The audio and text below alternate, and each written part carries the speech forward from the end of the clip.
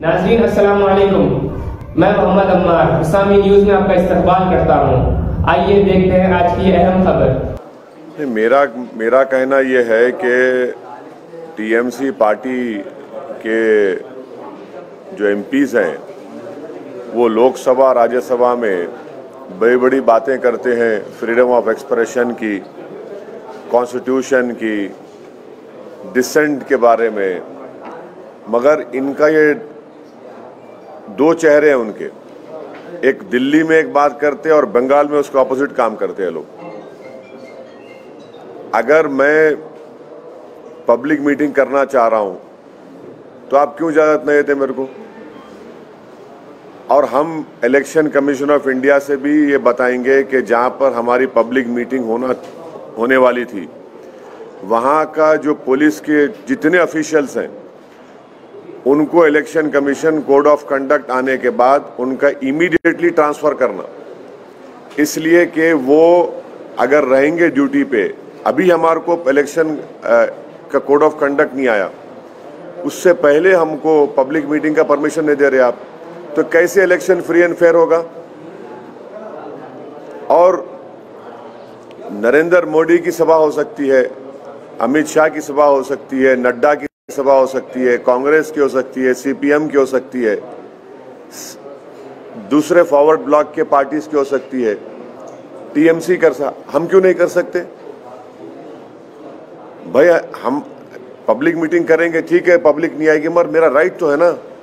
तो इससे साफ जाहिर हो गया कि ये जो सेकुलर लिबरल किस्म के जो लोग हैं जो टीएमसी के ताल्लुक से दिल्ली में इन एमपीज की स्पीच सुनकर बड़ा थालियां मारते हैं, उनको सोचना पड़ेगा। भाई लोकसभा में तो आप बड़ा, राज्यसभा में बड़ा बोलते हैं dissent, freedom of expression, Tagore को कोट करते आप, और आपकी सरकार तो वेस्ट बंगाल में हमको एक पब्लिक मीटिंग का परमिशन नहीं थी। पूरे एप्लीकेशंस इन ऑर्डर थे, आप नहीं देते। तो इससे साफ जाहिर हो रहा कि इनका ये डबल स्पीक है, ये इनकी हिपोक्रेसी है। यकीनन हम टीएमसी, बीजेपी, सीपीएम, कांग्रेस सबके खिलाफ बोलेंगे हम। और ये पार्टीज ये नहीं समझ रही है कि मुस्लिम माइनॉरिटी में, खास तौर से यूथ में एक चर्निंग है, एक डिजायर है कि हमारा पॉलिटिकल रेलेवेंस हो, हमारी एक पॉलिटिकल लीडरशिप बने, जो हमारे डेमोक्रेसी के लिए बहुत अच्छा है। हमारी डेमोक्रेसी मजबूत होगी अगर यूथ आकर डेमोक्रेसी में पार्टिसिपेट करेगा तो उसके लिए बहुत अच्छा होगा। ये अनफॉर्चुनेट है कि टीएमसी गवर्नमेंट हमारे को परमिशन नहीं दे रही है, बड़ा अनफॉर्चुनेट है ये। इलेक्शन हम जीतेंगे, हारेंगे, आप जीतेंगे तो लगा हुआ है, मगर हमारा व्यू पॉइंट रखने के आप हमारे को नहीं दे रहे इजाजत। ये कौन सी डेमोक्रेसी की फिर बात कर रहे हैं आप? हमको तो मौका मिलना चाहिए ना हमारी बात रखने का। मैं गुजरात में जाकर Narendra Modi, prime minister, Amit Shah, BJP आर के खिलाफ बोल सकता हूं, तो बंगाल में नहीं जा सकता मैं? नहीं, सवाल देखिए, वो सवाल वो नहीं है, एक लार्जर क्वेश्चन रेस कर रहा हूं मैं। लार्जर क्वेश्चन ये है कि डेमोक्रेसी में मुझे अपनी बात रखने का पूरा इख्तियार हासिल है, संविधान मेरे को दिया है। आप कैसा रोकेंगे उसको? किस बात पे रोकेंगे मेरे को आप? हमारा हर एप्लीकेशन, हर चीज उनको हम लिख कर दिए, पूरा इन ऑर्डर है, आप देते नहीं परमिशन। फिर टीएमसी क्यों रोती दिल्ली को आकर? फिर टीएमसी को रोने की क्या जरूरत है? फिर हमारे को मौका दीजिए, हमारे को परमिशन दीजिए। और वो पुलिस ऑफिशियल्स अगर रहेंगे इलेक्शन कैंपेन के दौरान में तो वो तो फ्री एंड फेयर नहीं रहेंगे। सर, आपका जो गठबंधन की बातचीत चल रही थी उसमें तमाम तरह के हर्डल्स आ गए, क्या आपको लगता है कि आपके जो अपोनेंट हैं उनकी साजिश है?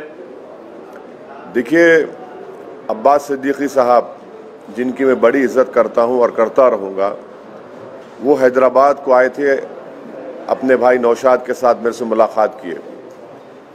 पीरजादा अब्बास सिद्दीकी साहब पीरजादा हैं एक बड़ी दरसगाह के फुरफुर शरीफ के।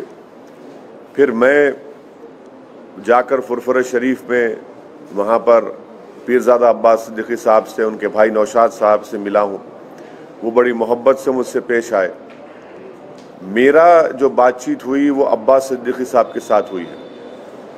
अब अब्बास सिद्दीकी साहब के भाई जो पार्टी के चेयरमैन हैं, उनकी पार्टी क्या फैसला लेगी ये मैं उसके बारे में नहीं बोल सकता हूँ, मगर मेरी इज्जत जो अब्बास सिद्दीकी साहब के साथ है वो बराबर रहेगी।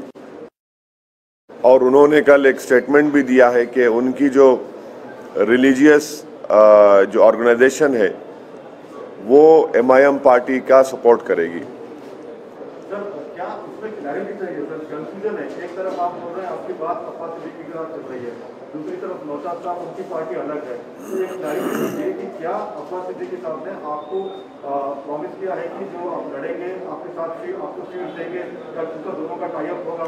नहीं, कल का जो उनका स्टेटमेंट है जो पब्लिकली अवेलेबल है, जिसमें पीरजादा अब्बास सिद्दीकी साहब ये बोले हैं कि MIM पार्टी का वो सपोर्ट करेंगे, वो उनके लोगों को भी बोलेंगे, वो ऑन रिकॉर्ड उस बात को कहे हैं। अब आगे क्या होता है, ठहरिए देखिए क्या होता है, देखते हैं।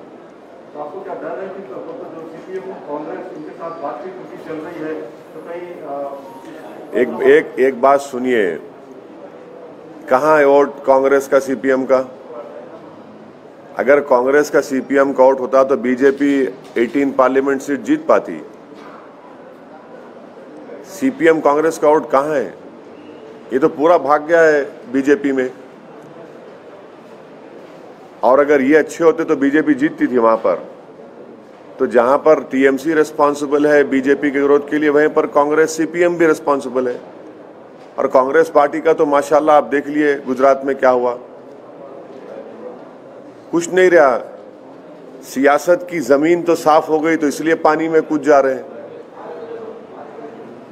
नहीं, मैं किसी का नाम नहीं ले रहा हूं भाई। सियासत की जमीन जब साफ हो जाती है तो जमीन मिल नहीं रही आपको, तो आप पानी में कूद जा रहे हैं। कूदिए पानी में, डूबेंगे वहां भी, यहां भी डूब गए जमीन पे, पानी में भी डूबेंगे आप। वो ठीक है, वो क्या क्या करते कर लीजिए, उनका जाती फेल है। मगर कांग्रेस का कहाँ है? कांग्रेस का वोट कहाँ है भाई? अहमदाबाद जैसी सरजमीन पर सिर्फ 20 दिन के कैंपेन में हम लोग 7 सीट जीतते हैं, और जो 15 सीट हारे वहां पर सब्सटेंशियल नंबर ऑफ वोट्स हम लोग लिए। वो तमाम के तमाम लोग बोलते कांग्रेस का बड़ा गढ़ है। हम बोले ठीक है, हम गढ़ में जाके हम लड़ते, हर एक के गढ़ में जाते हैं। हम दंगल में गए, जीते वहां पर। और मैं शुक्रगुजार हूँ अहमदाबाद के तमाम वोटर्स का, वहाँ के हमारे साबिर साहब का, पार्टी के प्रेसिडेंट का, भट्टी साहब का, उनकी पूरी टीम का, साबिर साहब के, और हम लोग जीते वहाँ पर। तो कांग्रेस का वोट कहाँ है, किधर है, कौन सी दुनिया में है? कहाँ है कांग्रेस का वोटर? CPM लेफ्ट फ्रंट कहाँ है, किधर है? अब खाली CPM का रेलेवेंट है, वो केरला में है, वो मानते उस बात को, और हो सकता है कि वहां पर टफ मुकाबला देंगे वो। मगर दूसरी जगह कहाँ है CPM है? कोशिश कर रहे हैं ना सर, CPM कांग्रेस अब्बास सिद्दीकी के साथ बात कर रहे हैं। अब वो देखिए, अब मैं अब्बास सिद्दीकी साहब की इज्जत करता हूं और करता रहूंगा। उनका स्टेटमेंट भी कल का अवेलेबल है। अब देखिए आगे क्या होता, फिर डिसाइड करेंगे। सर, राहुल गांधी ने ये स्टेटमेंट दिया है कि नॉर्थ में पॉलिटिक्स अलग होती है और साउथ में लोगों को इश्यूज में काफी इंटरेस्ट है, तो क्या करना है? देखिए मैडम, ये जो है ना, ये उनका स्टेटमेंट है, उनसे पूछिए आप। उनके पार्टी वाले भी तो यही कह रहे हैं कि ये इसका एक्सप्लेनेशन हम नहीं दे सकते, सिर्फ राहुल गांधी को भी दे। हाँ, तो असदुद्दीन ओवैसी कैसे देंगे जब उनकी पार्टी नहीं समझ सक रही? उनको मैं कैसे समझूंगा उनको? भाई उनकी पार्टी में रहने वाले उसका एक्सप्लेनेशन नहीं दे रहे तो क्या ओवैसी देगा? कहाँ का देगा वो? इसीलिए देखिए, कांग्रेस पार्टी का बुरा हाल है। कांग्रेस पार्टी कंफ्यूजन के स्टेट में नहीं है, बल्कि कोमोटा स्टेज में आ चुकी है अभी। तो ना फिर आप अमित शाह को क्यों दे रहे परमिशन, फिर बीजेपी को क्यों दे रहे? हमको भी दो परमिशन। आप परमिशन नहीं देने क्यों नहीं दे रहे? आप मेरे को अपनी बात रखने का इख्तियार हासिल है।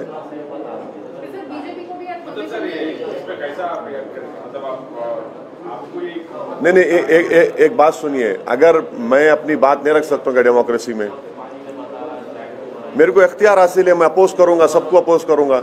मैं TMC को करूंगा, बीजेपी को करूंगा, CPM को करूंगा, कांग्रेस को करूंगा। I will definitely go, but the question that has been asked to me is about the not giving of permission to MIM party to hold a public meeting in Mithia Burj. मतलब sir यही नहीं sir पता चला आप BJP को proxy काम कर रहे हैं, इसलिए आपको रैलीज नहीं, मतलब ये जब गोधरा हो रहा था, ममता बनर्जी कहाँ बैठे थे? जब गुजरात में फसाद हुआ ममता बनर्जी कहां बैठे थे? 18 सीट लोकसभा बीजेपी जीती, मैं लड़ा भी नहीं, मैं जिम्मेदार हूं। देखिए लार्जर क्वेश्चन क्या है कि आपको कैसा राइट है, आप रोक कैसा सकते हैं मेरे को? आप वहां पे 144 भी नहीं है, वहां पे कोई गड़बड़ नहीं है, वहां पे सब पार्टीज के रैलीज हो रहे, लेफ्ट की रैलीज हो रही, कांग्रेस के हो रहे, बीजेपी का हो रहा, टीएमसी का हो रहा, मेरा क्यों नहीं हो सकता भाई, मेरी पार्टी का? बीजेपी को आज परमिशन नहीं मिली है रैली करने की, और वो लोग कह रहे हैं कि वो कोर्ट जाएंगे। खैर वो बीजेपी की तरफ से बोलेंगे, मैं कैसे बोलूंगा? गुजरात में जीतना आपके लिए पार्टी के लिए कितना इम्पोर्टेंट है, क्योंकि 15 दिन का कैंपेन किए, तो क्या वो इतनी नजर आती है गुजरात में? अरे भाई यहाँ म्यूनसिपल इलेक्शन हुआ तो होम मिनिस्टर आ गए, पूरे यूनियन मिनिस्टर आकर कैंपेन करे, मैं नहीं जा सकता हूँ क्या? जाना चाहिए ना। डेमोक्रेसी को मजबूत करना है, पार्टी को मजबूत करना है, और कम टाइम में ये बहुत अच्छा वर्डिक्ट है। यकीनन हमसे थोड़े बहुत अनइंटेंशनल गलतियां भी हुई, वहां पर ऑर्गेनाइजेशन नहीं था बिल्कुल। अब इस पे वर्क करेंगे। इसको हमारे जो कॉर्पोरेटर्स जीते, मैं उनसे मीटिंग किया, जो हारे उनसे मीटिंग किया, उनको बोला कि भाई आप जीत हार तो लगी हुई है, काम करिए, ऑर्गेनाइजेशन को मजबूत करिए, पब्लिक के इशूज को सॉल्व करिए, और आप डिफरेंस दिखाइए MIM के कॉर्पोरेटर्स में और कांग्रेस के कॉर्पोरेटर्स में, पॉजिटिव तरीके से डिफरेंस दिखाइए, और हम लोग आगे बढ़ते रहेंगे। हमारा वहाँ पे छोटू भाई वसावा के भारतीय ट्राइबल पार्टी से अलायंस है, वो कंटिन्यू रहेगा, उससे भी हमको बहुत फायदा हुआ, और आगे जाएंगे हम असेंबली के इलेक्शन तक जाएंगे, असेंबली इलेक्शन भी लड़ेंगे छोटू भाई वसावा की पार्टी के साथ, और आप देखेंगे कि ये और हम लोग स्ट्रेंथन होंगे वहाँ पर। 28 तारीख को भी इलेक्शन है, मोडासा में हमारे कैंडिडेट है, भरूच में है, गोधरा में है, और मुझे उम्मीद है कि इंशाल्लाह वहाँ की आवाम मजलिस इत्तेहादुल मुस्लिमीन की ना सिर्फ तायीद करेगी बल्कि अपने दुआओं से वहाँ पे अपने वोट के जरिए से हमारे पार्टी को कामयाब भी करेंगे वहाँ पर। कांग्रेस का जो वोट बैंक था, तो आप समझते हैं कि वो जो है MIM लेने में कामयाब हुई गुजरात में? देखिए वहाँ पर एक बहुत बड़ा पॉलिटिकल वैक्यूम है, और मुझे यकीन है कि MIM और छोटू भाई वसावा साहब की BTP पार्टी की उनकी लीडरशिप में हम उस वैक्यूम को फिल करने की कोशिश करेंगे। ये एक बहुत बड़ा चैलेंज भी है, मगर हमारा प्राइमरी पॉलिटिकल ऑब्जेक्टिव भी है कि उस पॉलिटिकल वैक्यूम को हम फिल करेंगे और आगे बढ़ेंगे। राहुल गांधी ने पिछले दिनों एक स्टेटमेंट दिया था, नॉर्थ साइड की साउथ के लोग ज़्यादा पॉलिटिकली जो है एक्टिव है नॉर्थ का, इस स्टेटमेंट को आप कैसे देखते हैं? नहीं, अमेठी हार गए सो गम है, शायद उनको तकलीफ है, पेट में दर्द अभी भी है कि ख़ानदानी विरासत में जो चीज़ मिली वो उनके हाथ से निकल गई, तो शायद वो बेचारे दिल की बात ज़बान पे आ ही गई। अगर वो जीत जाते तो शायद ये बात नहीं करते। अब हमको आप बोलते कि हम डिवाइसिव हैं, हम लड़ाते भाषण के जरिए से, अब आप लोग तो पूरे खामोश बैठे हैं। ये जनियाधारों की कॉन्स्पिरेसी है कि उनमें से कोई बोले तो सब खामोश, और हम बोले तो आसमान सर पे उठा लेते आप। ये तो ठीक नहीं है साहब। जाएंगे मैडम, बंगाल बराबर जाएंगे, वहाँ पर लड़ेंगे, मुकाबला करेंगे। हमारी ऑलरेडी हमारी टीम वहाँ पर काम कर रही है और अच्छी तरीके से ग्राउंड पर काम कर रही है। और देखिए आगे हम बढ़ते हैं, कैंडिडेट्स की जो कॉन्स्टिट्यूंसीज भी आइडेंटिफाई करें, वो एक लिस्ट हम हमारे नौशाद साहब और पीरजादा अब्बास साहब को भी हमारे पार्टी के लोग दिए हैं, वो कॉन्स्टिट्यूंसीज की लिस्ट उनको दिए हैं। आगे देखिए क्या होता है। महाराष्ट्र में वैसी कर रहे थे गलती कांग्रेस पार्टी। इसी सवाल में पूछना है सर, क्या आप कोई लीगल बात अपनाएंगे, कुछ इस तरह से आपको अगर रोका जा रहा है तो आप कौन सा रास्ता? नहीं, देखिए हम तो जहां एप्लीकेशन दे रहे वहां के पुलिस के ऑफिशियल से हम अर्नेस्ट रिक्वेस्ट कर रहे कि आप प्लीज़ हमको मौका दीजिए, क्योंकि जब कोड ऑफ कंडक्ट आ जाएगा, आपका ये हमारा एप्लीकेशन एक्सेप्ट नहीं करना और एक्सेप्ट करके परमिशन नहीं देना without any valid legal reason, we will definitely, you are compelling us to make an application to election commission of India that such and such police officer being at that post, if he is there during election, the elections will not be free and fair, and that will be, we don't want that to happen. We want the local police administration to give us permission, because if you are not giving us permission, how can the election be free and fair? That is for the election commission to look into. कुछ वजह नहीं, खाली pillar to post फिराते हमारे को, वहाँ चले जाइए, आपका परमिशन हो गया, उधर जाइए। हम बोले भाई कागज तो दे दो हमारे को, अच्छा रिजेक्ट कर दो, आप नहीं दिए सो, वो भी नहीं करते। हम कल स्पीकर्स लगा रहे थे वेन्यू पर, आके पुलिस रुका दी, लेके चले गए।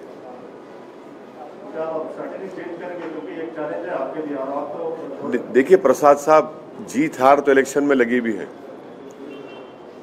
मैं जब तक पार्टी का जिम्मेदार हूं, मैं इलेक्शन लड़ता रहूंगा, मैं जीतूंगा भी हारूंगा भी, तो उसमें क्या करना भाई, मेरी बात तो रखना चाहिए ना मेरे को। भाई ये हमारा क्वेश्चन ये तमाम ये सेकुलर लिबरल इलीट से है, जो बड़ा खुश होते टीएमसी के बातों को। अब जरा मुंह खोलो ना, अब मुंह खोलो ना भाई आप, मगर मेरे को राइट तो मिलना चाहिए ना मेरे बात रखने का।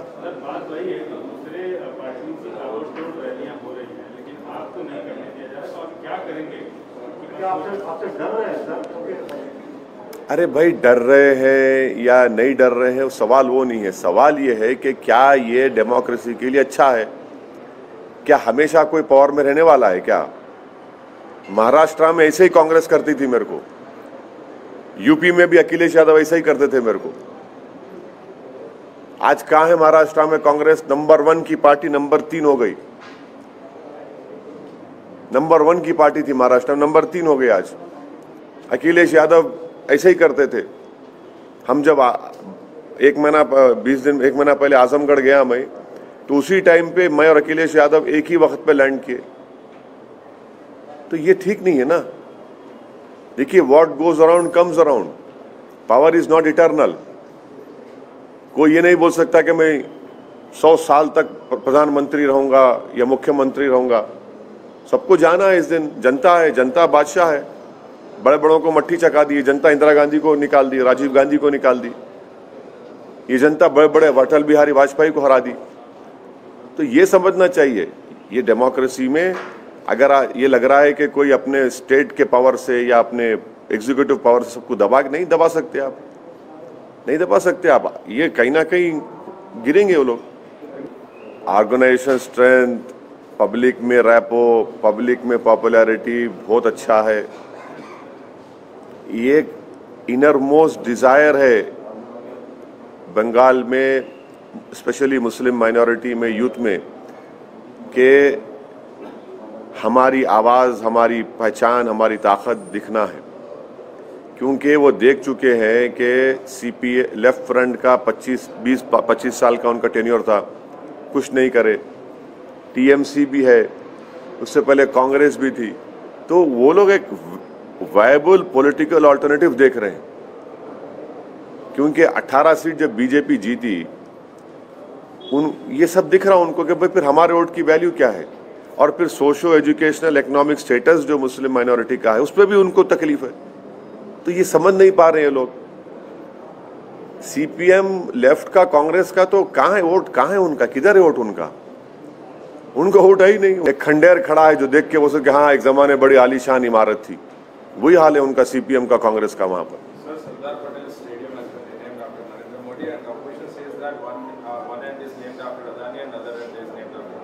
हाँ, so what, will Times now carry ads from Adani or Reliance or not? You tell me.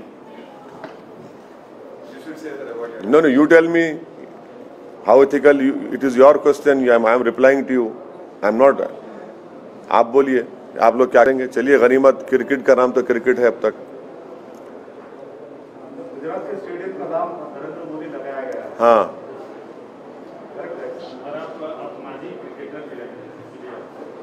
नहीं, ये डे एंड नाइट मैच हो रहा है ना। डे एंड नाइट मैच में ऐसा ही होता। नीतीश कुमार ने कहा है कि MIM is on the verge of breaking up, they are disintegrating in Bihar। बिल्ली के ख्वाब में छिछड़े होते। नीतीश कुमार को ये बात याद रखना चाहिए कि हमारी लड़ाई सीमांचल की इंसाफ की लड़ाई है। वो अकेले हमारी लड़ाई नहीं है, ना हमारे 5 चंबल के, सीमांचल के पूरी जनता की लड़ाई हम लड़ रहे हैं। नीतीश कुमार खुद कमजोर हो चुके हैं, वो बीजेपी के बैसाखियों के सहारे पर मुख्यमंत्री बने बैठे हैं। हमको नीतीश कुमार से सिर्फ यही बोलना है कि आप सीमांचल से इंसाफ करिए, सीमांचल को स्पेशल स्टेटस दीजिए, पूर्णिया को बिहार का सेकंड कैपिटल बनाइए, पूर्णिया के एयरपोर्ट का काम करिए। सीमांचल में जब बारिश होती है तो ज़मीन के कटाव के लिए वहाँ बांध का इंतज़ाम कराइए, डैम बना है जो करना है उसका कराइए। जो वहाँ पर डिग्री कॉलेजेस नहीं है उन डिग्री कॉलेजेस को खोलिए, एजुकेशन का इंतज़ाम करिए। हमारी लड़ाई सीमांचल की लड़ाई है। तो नीतीश कुमार से हम बहैसियत मुख्यमंत्री ये बोल रहे हैं, उनको करना चाहिए।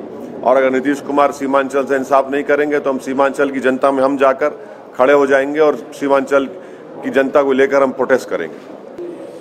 क्या वजह बताई गई है उसमें और आपका क्या देखना? देखिए, आप थोड़ा देर से आए तिवारी साहब, मैं इस सवाल का जवाब दिया हूँ। वो ये है कि मैं ये मानता हूँ कि मेरे को परमिशन नहीं देना ये संविधान के लिए, डेमोक्रेसी के लिए बहुत अच्छी चीज़ नहीं है। और टीएमसी की सरकार जो एमआईएम पार्टी को पब्लिक मीटिंग नहीं करने का जो कोशिश कर रही है, हम सिर्फ उन सेकुलर लिबरल इलीट से ये पूछना चाह रहे हैं कि जो टीएमसी के एमपीज़ के भाषण पर दिल्ली में बड़े थालियां मारते हैं, अब थाली बजाइए। जो दिल्ली में टीएमसी के एमपीज़ लोकसभा में, राज्यसभा में बैठकर संविधान की, डिसेंट की, फ्रीडम ऑफ एक्सप्रेशन की, रविंद्रनाथ टैगोर को कोट करते हैं, आज उन्हीं की सरकार तो उल्टा काम करती है। मुझे अपनी बात रखने का इख्तियार क्यों नहीं है? जब अमित शाह, नरेंद्र मोदी प्रधानमंत्री, सीपीएम के, लेफ्ट फ्रंट के, कांग्रेस के सब लोग सभाएं कर, हम क्यों नहीं कर सकते? यकीनन हम बराबर टीएमसी के खिलाफ बोलेंगे, बीजेपी के खिलाफ सख्ती से बोलेंगे, कांग्रेस लेफ्ट के खिलाफ बोलेंगे। हमको बोलने का इख्तियार है। और वहां पर कोई 144 नहीं है, कोई लॉ एंड ऑर्डर का प्रॉब्लम नहीं है। हर चीज हम लोग राइटिंग में लिख कर दिए। हमको खाली भगा रहे, यहां से वहां से यहां भगा रहे आप, ये मजाक बना के रखे। और मैं बड़ा पूरी ह्यूमिलिटी के साथ उन पुलिस के ऑफिसरों से रिक्वेस्ट कर रहा हूं कि ऐसा मत करिए। आप ऐसा करेंगे तो कल कोड ऑफ कंडक्ट आएगा तो हम लिख कर देंगे इलेक्शन कमीशन ऑफ इंडिया को कि अगर आप वहां पर रहेंगे तो इलेक्शन फ्री एंड फेयर नहीं होंगे। हमारे को बोलने का इख्तियार हासिल है, हमको बोलना चाहिए, हम बोलेंगे। गुजरात में जाकर हम बीजेपी के खिलाफ, आरएसएस के खिलाफ, नरेंद्र मोदी के खिलाफ, अमित शाह के खिलाफ हम बोल सकते हैं और हम वहां जीते हमारे कॉर्पोरेटर्स। वहां पे कांग्रेस के खिलाफ हम बोले, यहां पर क्यों नहीं दे रहे हमको परमिशन? कौन किससे मिला हुआ है आपको तय कर ले, जनता तय कर ले कौन किससे मिला हुआ है बंगाल में। सर, आपने कहा कि आप कांग्रेस के खिलाफ बोलेंगे, लेफ्ट पार्टी के खिलाफ बोलेंगे। आपके जो सहयोगी हैं, जिनके अगुवाई में, जिनके नेतृत्व में आप वहाँ पर बंगाल में चुनाव लड़ने वाले हैं, वो तो कांग्रेस और लेफ्ट के साथ। वो उनकी पार्टी क्या डिसाइड करती है वो उनसे पूछिए। मैं अब्बास सिद्दीकी साहब की बेहद इज्जत करता हूँ और करता रहूँगा। अब्बास सिद्दीकी साहब का मैं शुक्रगुजार हूँ कि वो हैदराबाद आए, मुझसे मुलाकात किए, मेरे को बहुत मोहब्बत से हमसे पेश आए। फिर हम फुरफुर शरीफ गए, उस हज़रत अबू बकर सिद्दीक रहमतुल्लाह अलैह के आस्थाने पर गए। वहाँ पर अब्बास साहब और तमाम पीरजादे से हमारी मुलाकात हुई।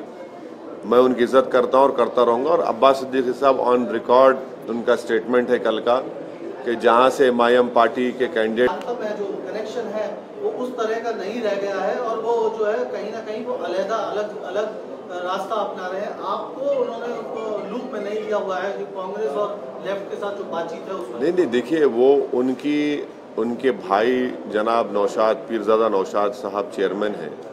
इस सवाल का जवाब वो दे पाएंगे, मैं नहीं दे पाऊंगा। क्या आप उनके साथ अभी भी कोऑर्डिनेशन उस तरह से है जैसा पहले था या फिर स्थिति? नहीं, हमारी तरफ से तो उनको हम लिस्ट दिए। वो हमसे लिस्ट पूछे थे उनके भाई नौशाद, पीरजादा नौशाद साहब, कि कहाँ से आप कंटेस्ट करना चाहेंगे, तो हम तो लिस्ट दे चुके हैं उनको। अब उनकी पार्टी क्या डिसाइड करती है अलग बात है, मगर मेरा मानना ये है कि कांग्रेस पार्टी का सीपीएम का अगर वोट होता तो फिर बीजेपी इतने 18 सीट क्यों जीती? एम्पिरिकल एविडेंस है कि बीजेपी का जो वोट बढ़ा है बंगाल में, वो तो टीएमसी का भी वोट लिए, सीपीएम का लेफ्ट फ्रंट का भी लिए, कांग्रेस का भी लिए। और बंगाल में मेरी ओपिनियन में वहाँ के मुस्लिम माइनॉरिटी में स्पेशली और यूथ में एक चर्निंग है, एक डिज़ायर है कि हमारी एक पॉलिटिकल प्लेटफॉर्म हो, क्योंकि वो लोग इस बात को महसूस कर चुके हैं कि सीपीएम लेफ्ट फ्रंट का 20 साल से ज़्यादा उनकी सरकार रही, कोई चेंज नहीं आया। उससे पहले कांग्रेस की थी, कुछ चेंज नहीं आया। अब टीएमसी है, तो वो लोग एक वायबल पॉलिटिकल अल्टरनेटिव प्लेटफॉर्म की तलाश में है और वो वैक्यूम है, और एमआईएम पार्टी कोशिश करेंगी उस वैक्यूम को फिल करने की। सर एक लास्ट, अगर वो अब्बास सिद्दीकी साहब कांग्रेस और लेफ्ट के साथ जा रहे हैं, जैसे कि क्या एमआईएम भी उनके साथ इस उसमें है? क्या उस कोलिशन में एमआईएम भी पार्टिसिपेट? देखिए, अगर कोई पार्टी उस बात का फैसला करके बताती है, आप जब आकर मुझसे पूछिए। अब ये अगर और मगर के दरमियान में मैं कुछ जवाब नहीं दूंगा। ऑफिशियल कम्युनिकेशन हुआ है आपके साथ? कोई मेरे साथ कोई ऑफिशियल कम्युनिकेशन नहीं हुआ है। मैं ऑन रिकॉर्ड आपसे कह रहा हूं कि जनाब पीरजादा नौशाद साहब को हमारी पार्टी की तरफ से वो असेंबली कॉन्स्टिट्यूंसीज की हम लिस्ट दे चुके हैं जहां पर हम इलेक्शन लड़ना चाहते हैं, वो लिस्ट उनके पास है। अब वो सब तफसील आपको नहीं, उतना काफ़ी है। जिन सीटों पे एमआईएम के कैंडिडेट आपने लिस्ट दी है, क्या उन सीटों पे इंडियन सेकुलर फ्रंट के उम्मीदवार नहीं होंगे? ये एश्योरेंस आपको मिला है अभी? अरे भाई साहब, आप तो ऐसा चाह रहे हैं कि पूरे कैमरा लगाकर आपको पूरी मीटिंग का बोल दूं। आपको जो बोलना था बोल दिया हमें, अब ठहरिए ना, थोड़ा टाइम दीजिए, क्या होता है देखते हैं। Sir, when permission is denied, why don't you sit in Calcutta and fight against it? Why don't you reapply for the permission? No, our party cadre is working on the ground. They are trying their level best. Let us see. We'll definitely go. Not going is not the issue. The larger question is, why are you not giving permission? And why do you talk in these flowery terms when you come to Delhi about dissent, democracy, freedom of expression? When you don't allow, you allow Amit Shah to hold a public rally, you allow BJP to hold public rallies, Congress and left to hold rallies, but not to MIM. Why? This raises a big question mark about their approach. While there is an uncertainty over it. Madam, we have gone over there to what? To do politics, to serve the people. We'll continue to do that. Sir Madhya Pradesh में भी आप ऐसी खबरें आ रही कि मध्य प्रदेश में भी चुनाव की लड़ने की उसकी लोकल बॉडीज। हाँ, लड़ेंगे, क्यों नहीं लड़ेंगे? लड़ना चाहिए, लड़ेंगे भाई, क्यों नहीं लड़ेंगे? लड़ेंगे। हाँ, अब ये सब बातें मेरे से क्यों पूछ रहे भैया? सर एक लास्ट, आप शौकत जी के यहाँ पे जो शादी के कार्यक्रम में गए थे, हाँ। उसमें आपकी मुलाकात शिवपाल यादव से हुई। साथ में बैठ के खाना भी खाए, बताएंगे कि क्या साथ में बैठ के खाना भी खाए। शौकत की बेटी की शादी थी, खुशी का मौका था। उसमें आगे कुछ क्या किसी? हाँ जरूर, ये खुशी के मौके आगे बढ़ते रहेंगे, उसमें क्या बात है? बुरी शिवपाल यादव के साथ मुलाकात करेंगे जाकर, बिल्कुल साथ रहेंगे, क्यों नहीं, क्या बात है? आजम खान भी आपके साथ भाई आजम खान साहब तो अभी वो परेशान है, अल्लाह उनकी परेशानियों को कम कर दे, अल्लाह उनकी तकालीफ से उनको छुटकारा दिला दे। वो अभी परेशान है, तो इस तरह का सवाल क्यों करते आप उनके बारे में?